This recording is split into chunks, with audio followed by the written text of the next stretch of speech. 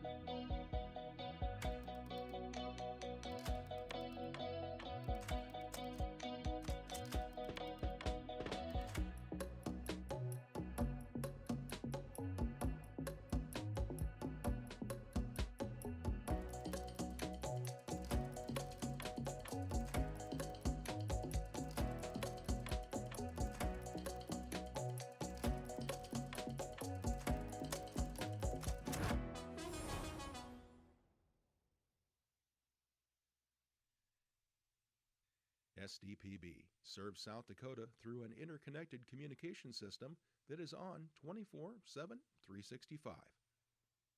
The first place for Amber Alerts, public safety announcements, and EAS messages.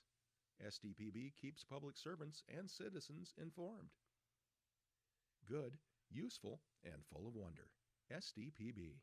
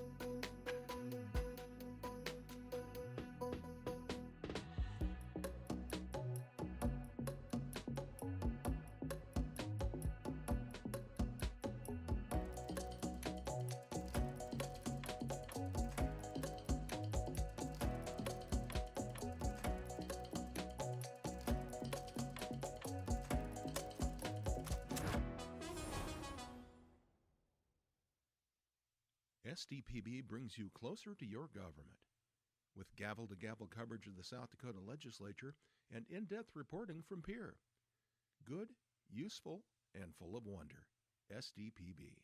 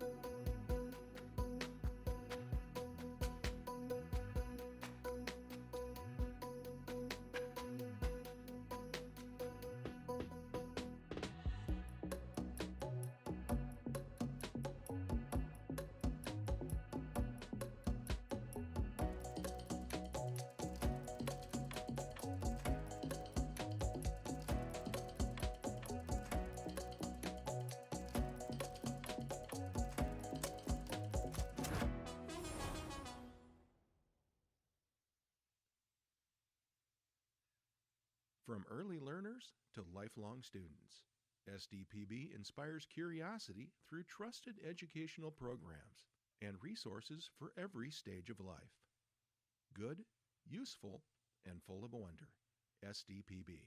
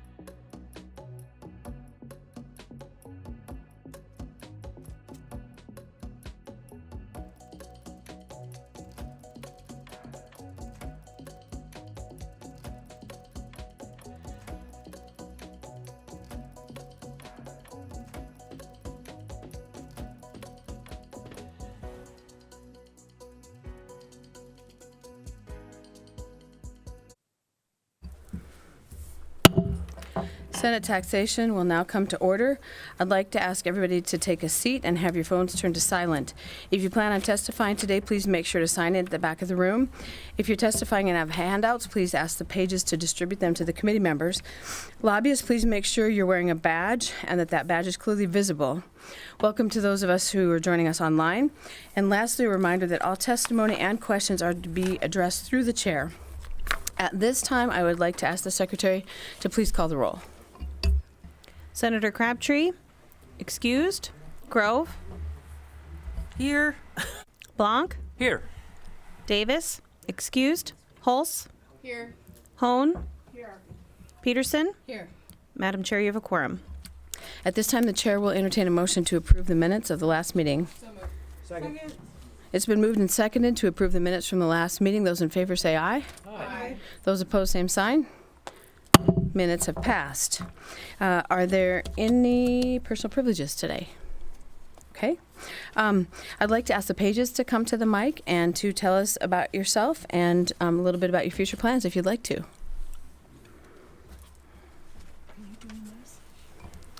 Hi, my name is Claire Cordell. I'm from Gettysburg, and after school I plan on either going to Mount Marty or USF and double majoring in theology and either psychology or sociology. Thank you. My name is Hannah DeLine, and I attend Mitchell Christian, and after college after high school, I plan to go study kinesiology with a minor in criminal justice. Thank you so much, both of you, for being here. We appreciate all your help. So a little bit about the agenda today. We are going to defer House Bill 1253 at the request of the prime sponsor. He's working on some things that they don't have all the details worked out on yet.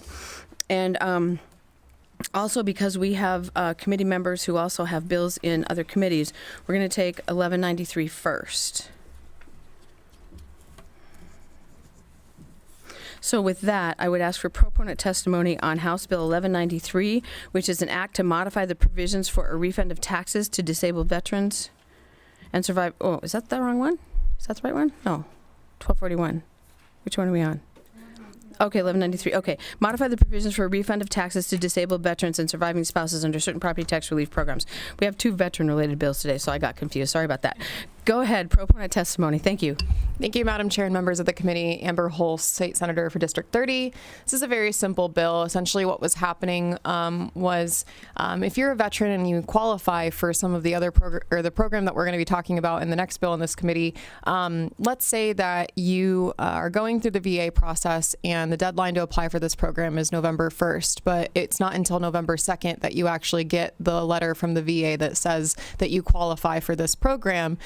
This statute change would essentially say that if the only reason why the veteran missed the deadline was because of the VA not getting them their paperwork in time, that the county needs to accept that veteran. And so it resolves an issue that we've seen with applicants in one county getting approved and in another county not. And that's what this cleanup bill does. Thank you.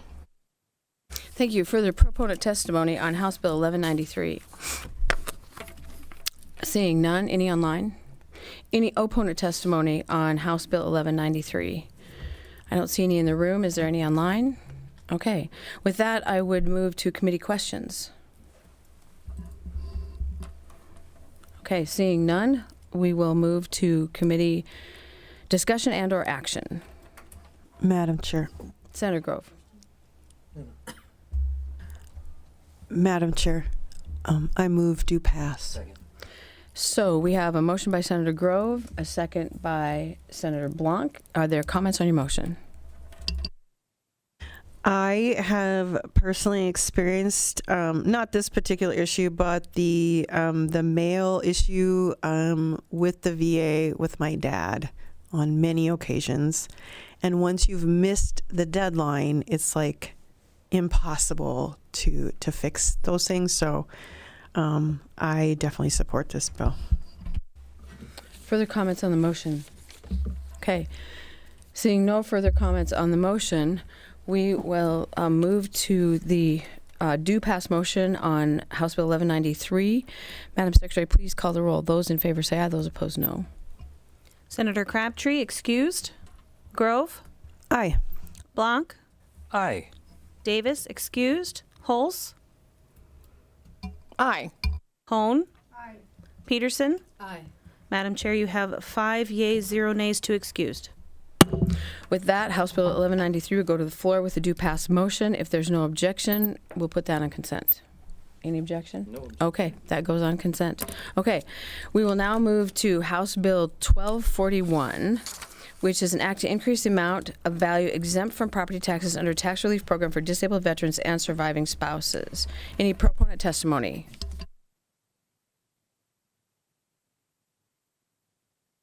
Representative Phil Jensen, District 33.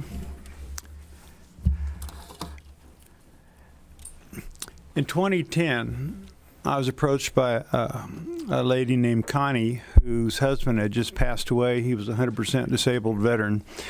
And at that point in time, the first $100,000 of property tax or value was exempt from taxes, but it didn't pass to the surviving spouse.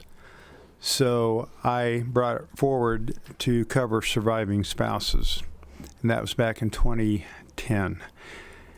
Fast forward to 2024, it was increased to $200,000, and today's bill leaves it at $200,000, but increases it up to $225,000 by just $25,000 for those who are truly needy. And I have an amendment, and it's been published, and if you would please pass that out to the members. Would you like that moved at this time? Would you please? Thank you. Madam Chair, Yes. I would move amendment HB 1241A. Yes. I'll give the committee just a minute to take a look at that amendment as we either pull it up or get a paper copy before we vote on it. Yeah, while you're looking at that, if I may, Madam Chair, what it does... Let us just get a copy of the amendment first, would you please? Yeah, Thanks. yeah. Okay, I'm sorry. Yeah.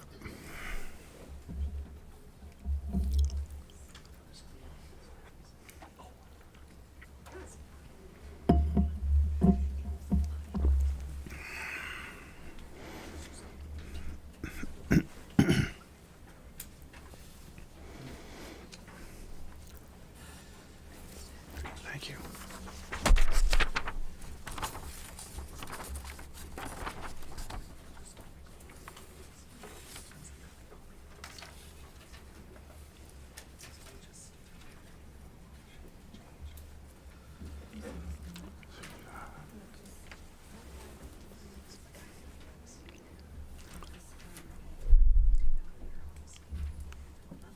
We're still looking at the amendment. Just Yep, give not a us problem. a couple Thank you. seconds.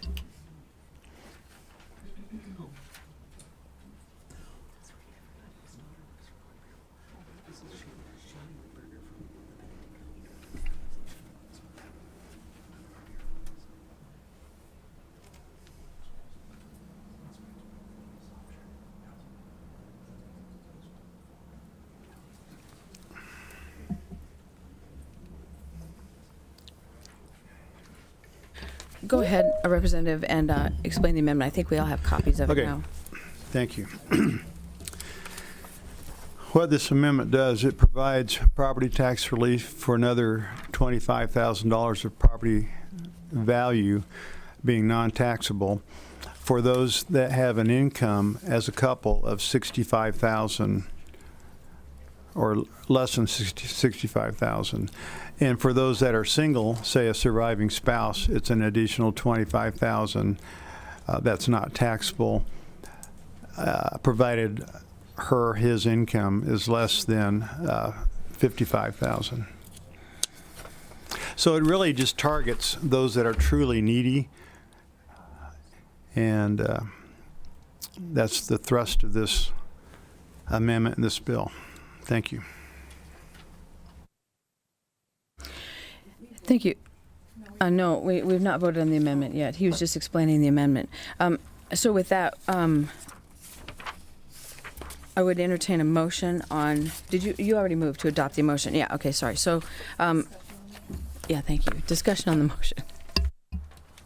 Well, I am gonna not be in favor of this amendment. I think that there was a lot of discussion on the floor with the Senate bill that had to do with this topic, and while I see what the prime sponsor is trying to do by making it only for the truly needy disabled veterans, this program was established not just for poor 100% disabled veterans. It was established for 100% disabled veterans, regardless of their income. And so while I understand there's some consternation in the Senate about increasing the amount to $300,000 or a higher amount because there are some people that get too many benefits for being a 100% disabled veteran, I'm going to oppose this because I don't think that we need to wade into changing this program in a way that it wasn't originally intended to. If you don't want to raise the amount to any number today, then just vote no and don't raise the amount, and we can come back next year with better data to actually fix this program and get it in line with whatever number it needs to be. But trying to change this program and now make it so that there are income limits and other things on it, I don't think is appropriate. Further comments on the motion? Senator Davis. Just a comment seeking clarification from the previous speaker. So I want to make sure that I understand this correctly. This amendment would keep the program where it currently sits at $200,000 exemption, but then a new part would be added on requiring income limits that currently are not in place. Is that correct? So from the way I'm reading this, Madam Chair, it would, if you were going to qualify for the additional $25,000 that this bill originally was intended to update the program, that you would have to satisfy income limits. So you could still get the original $200,000. It doesn't change that part of the program, but it would impose income limits on that $25,000. And the reason why I'm concerned about this is, let's say we get the data back this summer, and for everyone, we should have increased it to be something more this legislative session. This change imposing income limits to those increases, I think, hurts that process and the ability to look at this program. I mean, I feel like I didn't even make an informed vote last time with the Senate bill because we don't have the correct data on this program yet. So then to impose additional requirements on a program that we don't have the right data to really make informed decisions about what this program should look like, I think is a bad thing, because it's going to be even harder to repeal these income requirements next year if it does seem from the data that we shouldn't have done this year. Madam Chair. Yes, go ahead, Senator Grove. Technicalities. This is what the prime sponsor wants. So don't we, out of kind of the formalities, technicalities of it all, we accept what they want as their bill, and then we argue from there as to where we stand on it? Generally, out of courtesy, we just amend it to what the prime sponsor wants.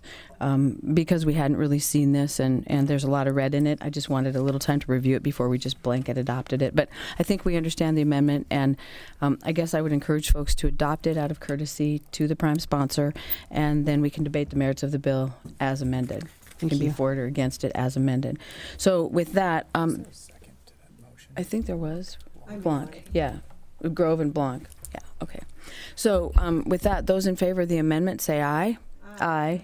Those opposed? No. Was that 4-2?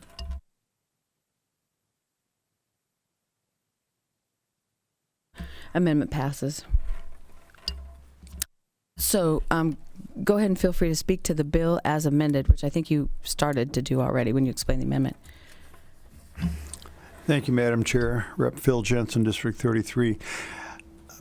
I think one of the main concerns that I've heard is that we have veterans that are pulling in a couple $100,000, $250,000 a year and still have all these benefits, and that may or may not be an issue, but I wanted to target those in particular that are truly needy, and that's why I have this amendment before you today in this bill. Thank you. So is there any other proponent testimony on House Bill 1241A as amended? Further proponent testimony? Okay. Any opponent testimony? Go ahead.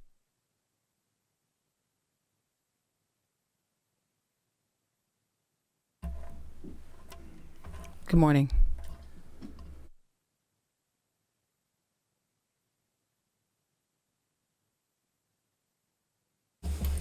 I apologize. Shannon Rittberger, Director of Equalization for Pennington County. I want to start out by saying I'm not really opposed to the bill, especially with the amendment, but had to check a box when you sign in, and that's what I did. I just want to offer a caution that I I speak frequently about. When you grant an exemption or a tax break or anything like that, it results in a shift in taxes to everybody else. And I'm hoping everybody on the committee here understands that. The taxing entities, the government that collects, the various governments that collect tax revenue will collect whatever tax that they have budgeted and requested. So anything like this results in a shift to other taxpayers. And I overhear a conversation trying to determine how much that'll be, and I'll acknowledge it's probably very little. Because there's a lot of other people. But in every situation like this, be aware of that. Now, the amendment here changed that bill. It even minimizes my caution. The additional comment I'd like to state is as the person that is likely going to administer this in the county office, I would appreciate some administrative rules that describe how the applicant provides that income information and how I, as the county official, determines whether they qualify. It's one thing to just say this income limit. It's another thing when I am facing that property owner and have to decide, does it qualify or not? And hopefully there's some administrative rules that help there. And that's all the comments I had. Thank you. Thank you very much. Further opponent testimony to House Bill 1241 as amended. Seeing no opponent testimony in the room, is there any online? Okay, so with that, we will open it up for committee questions. Any questions of the committee? Seeing none. I'm sorry. Oh, sorry about that. I didn't see that. Okay, Senator Blanc. Yeah, I have a question for the prime, please. Go ahead. Madam Yes. Chair. Thank you, Representative Jensen, for being here. Just a quick question: do you have an estimation about how many veterans this will impact? 3585 are the number of 100% disabled vets. 3,585 is what I got from Wendy a while back. Of that percent, I'm not sure exactly how many, but I would think that, wow, we're looking at a really small number, but those that are really needy that could benefit from this. Follow up, Senator Blanc. So, I appreciate that number. Are we talking hundreds? Because I think we're setting the bar pretty high to be able to give them the additional $25,000 exemption. I guess I can't ask you for a number that you don't have, but maybe DOR does? No? Okay. All right. Thank you. Further follow up, Senator Blanc. I'll wait for committee discussion. Okay. Senator Hone, did you have a question? I do. Thank you for the prime. So my question is what veteran organizations have you reached out to and their responses on your proposal of the $225,000 amendment? And if you can give their names and positions. Madam Chair. Yes, go ahead, Bill Senator Jensen, Jensen. District 33, Yes. House. I had heard in previous testimony in front of this committee that I had not reached out to any veterans groups, and I had reached out to several veterans groups in actuality. As far as this amendment was a brand new, last-minute compromise that I thought would really target those that are in need. And I was planning on Sandra from the VFW being here, but she apparently didn't decide to show. Follow up, Senator Hone. Thank you. So understand on the amendment because it was quick. What about on the original $225,000? What are the names of the organizations, please? I had one of my helpers. Go ahead, Senator Jensen. I'm sorry. I had one of my helpers contact all these different groups, and there was at least a half dozen. I don't have the list in front of me, but he had contacted them. Madam Follow Chair. up, Senator Hone. Senator Hulse. Yeah, for the prime.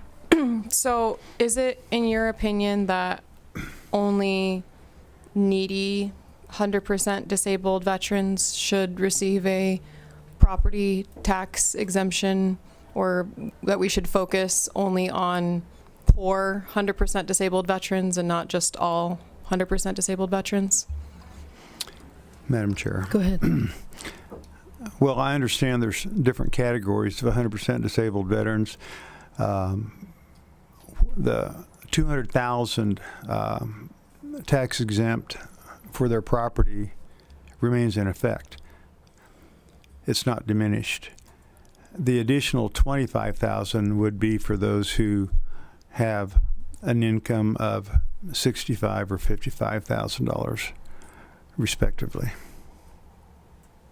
Follow up, Senator Halls?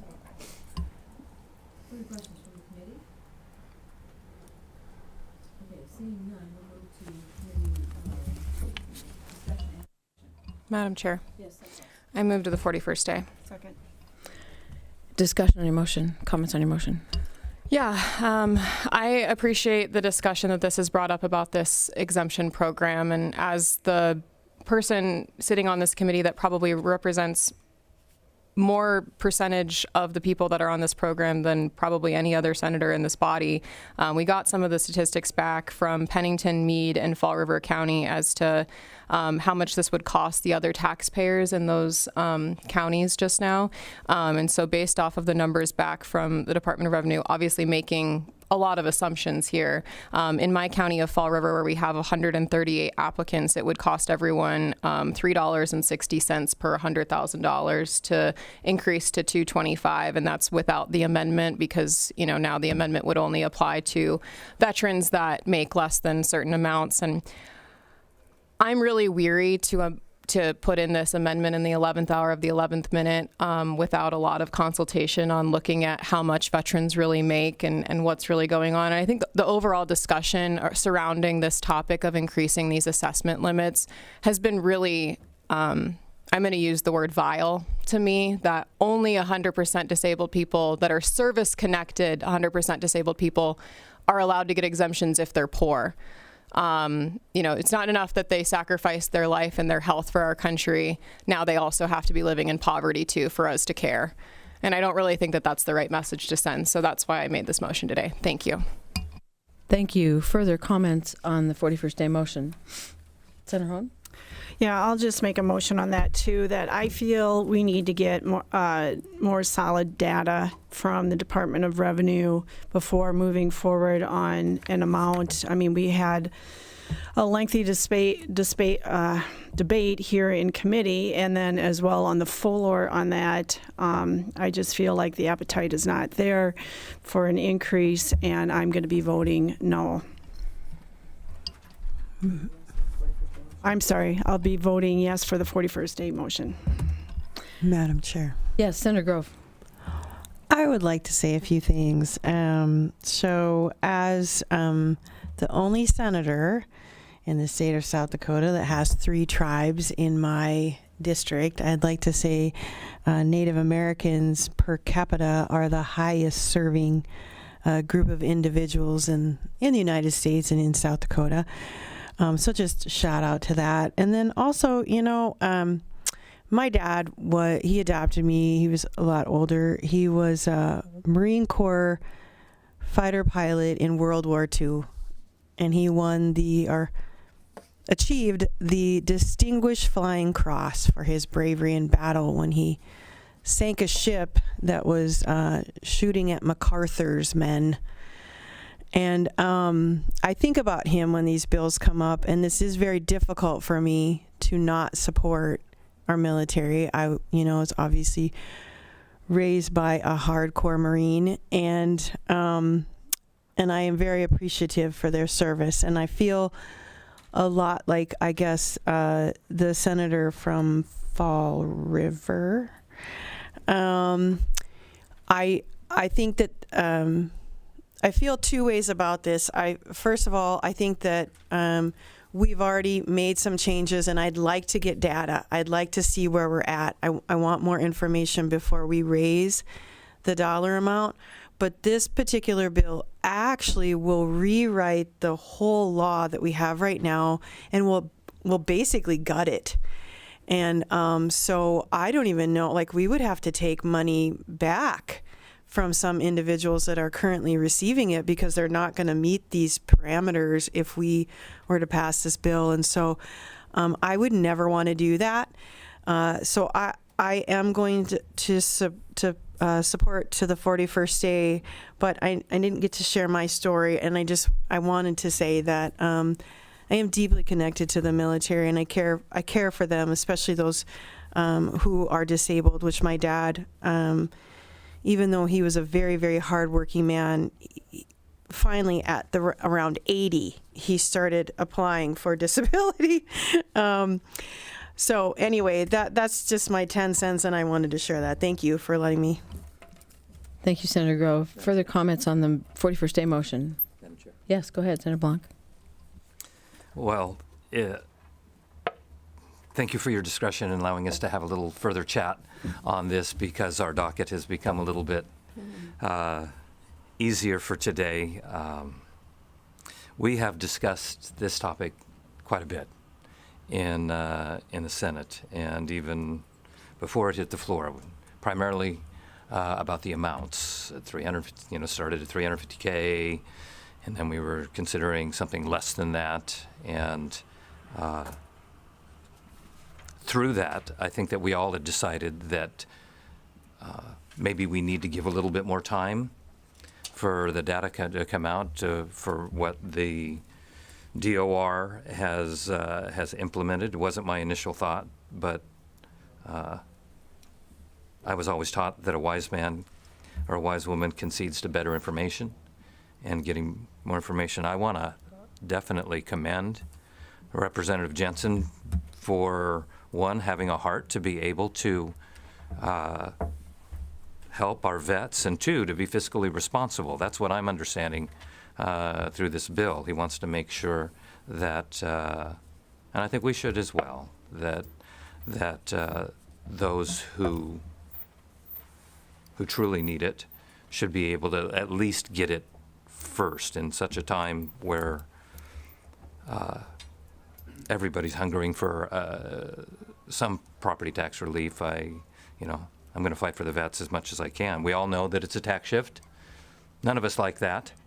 But if anybody deserves those resources from a shift, it should be those who were willing to lay down their lives and give of their blood, sweat, and tears for us. So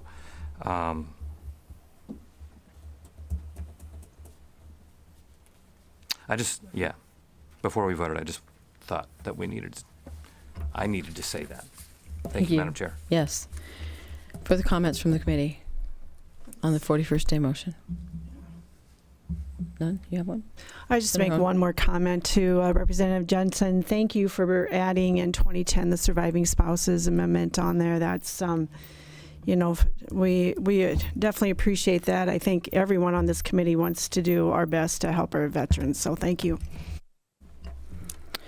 I will just add a couple things, but I'll be brief in the interest of time. I frankly like the bill before the amendment better. I don't like taking it back down to just 200,000. I think the consensus is that's not enough. The thing that we have not come to consensus on with the whole Senate floor, at least, is what is the right dollar amount. I'm not necessarily opposed in some cases to the income criteria, but I do agree that in this case changes significantly this program. And even if we were to adopt income limits, I think based on some things that passed off the Senate floor yesterday, we would probably want different income limits. So with that, on the bill as amended, I will be supporting the 41st day motion. But like everyone on this committee, it's not that I don't support our veterans. I just want to try to get something better. And I think we might just need to work on that and bring it back next year. So I will call the roll on the 41st day motion for House Bill 1241 as amended. Actually, I'll ask the secretary to call the roll. Those in favor say aye. Those opposed, no. Senator Crabtree? Aye. Grove? Aye. Blanc? No. Davis? Aye. Hulse? Aye. Hone? Aye. Peterson? Aye. Madam Chair, you have 6 yeas, 1 nay, 0 excused. With that, House Bill 1241 as amended will be at the 41st day. And I will entertain a motion to adjourn. So moved. All those in favor? Aye. Those opposed? We are adjourned.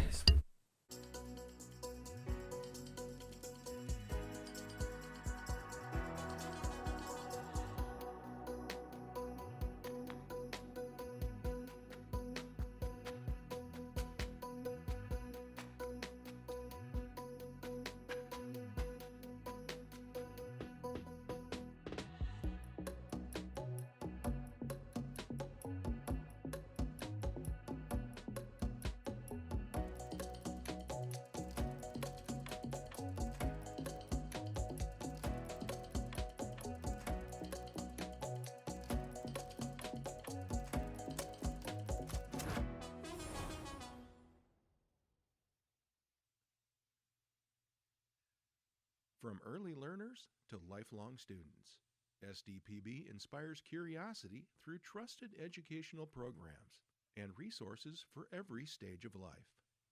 Good, useful, and full of wonder. SDPB.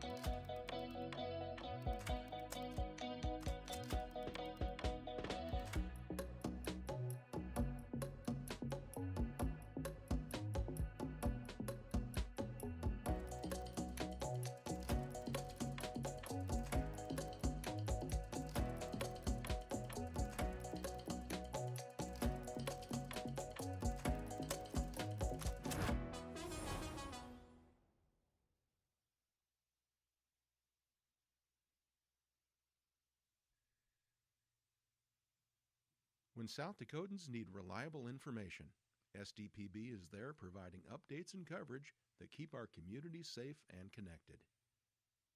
Good, useful, and full of wonder. SDPB.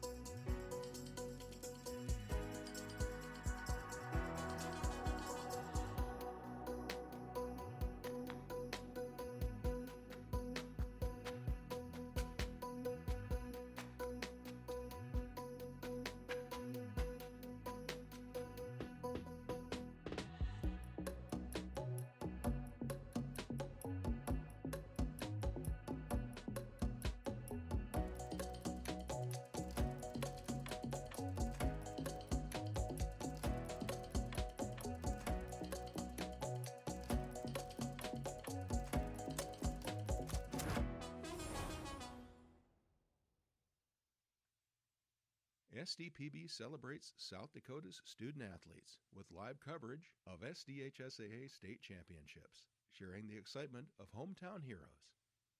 SDPB, good, useful, and full of wonder.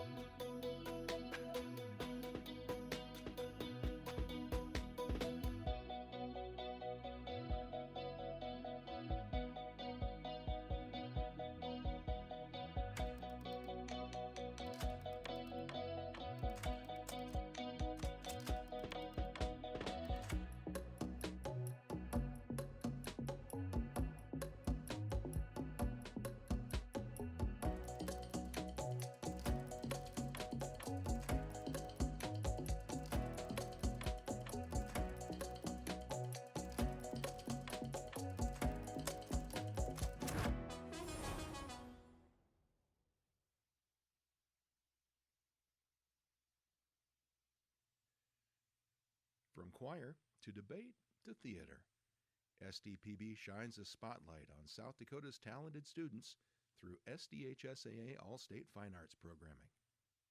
Good, useful, and full of wonder. SDPB.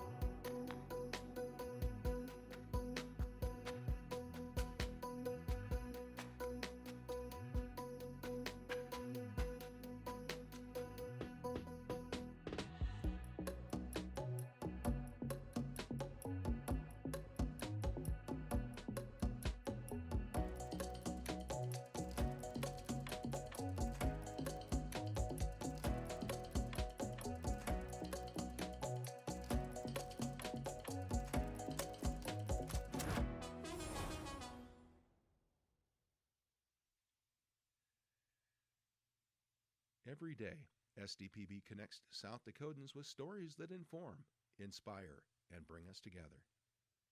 SDPB, good, useful, and full of wonder.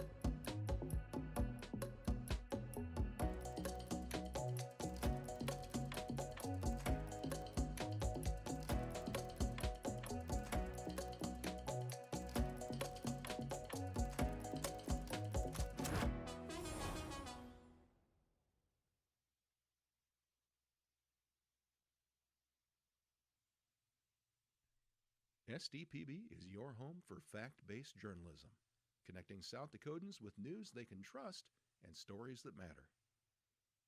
Good, useful, and full of wonder. SDPB.